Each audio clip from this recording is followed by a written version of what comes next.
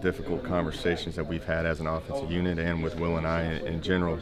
But it's all about efficiency, and we were talking red zone today, and we were a team that didn't make it to the red zone as much as we wanted to, and I think that the efficiency of our open field calls and our open field decisions is going to lead to more red zone opportunities, where we were a pretty good team last year with scoring touchdowns in the red zone. So very pleased with where we're at.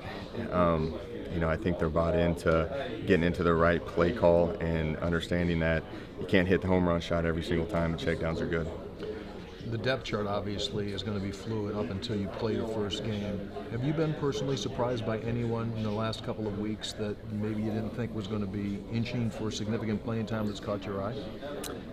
Probably the groups in general of the running backs and the tight ends. Those have been the most impressive kids that I've seen throughout this fall camp. The depth that we have at that position of the running backs. You bring in freshman Letty Brown, and he has some juice when he goes in there, and he sparks whatever unit that he's in. So you definitely have to throw him in the mix with Kennedy and Petaway and Sinkfield as well. So I'm really happy with where those running backs are. Coach Blackwell does a phenomenal job with those guys, and they have a great understanding of the game. So that's probably the most impressive group that I've got, along the side of our tight end units that I've had a pretty good idea of. It's just now that they're eligible to play. With Giovanni Haskins, just adding more depth into that room, with Trayvon Wesco, and then adding TJ Banks. I think you're going to see all of those guys get playing action this year.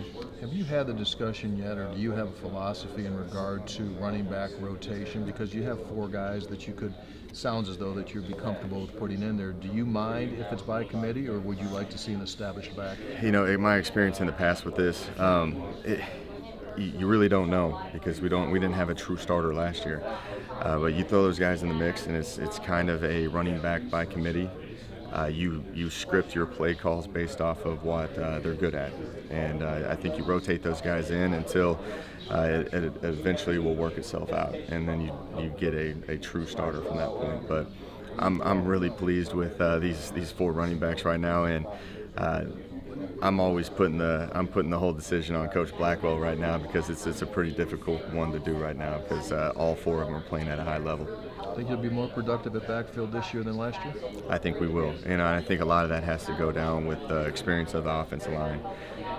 We got a lot of guys that played last year coming back, and with just the continuity with Coach Blackwell and Coach Wickline, I think both those units are on the same page, where the footwork and the timing is all mirrored up, where I think they're going to have some good success. Thanks, buddy. No problem. You've talked a lot about how tight ends can really help you on the perimeter, but also just blocking in the run game. But how much can they even help you situationally, maybe one-on-one with those bigger bodies in the run zone? Yeah, you kind of saw the success we had last year with the bigger tight bodies in the red zone. They just create those matchups. I think that's a defensive nightmare when you have a lot of big targets with a large catch radius out there, where you can just put the ball in the vicinity and they can come down with it. So those tight ends definitely bring more range to our red zone mentality.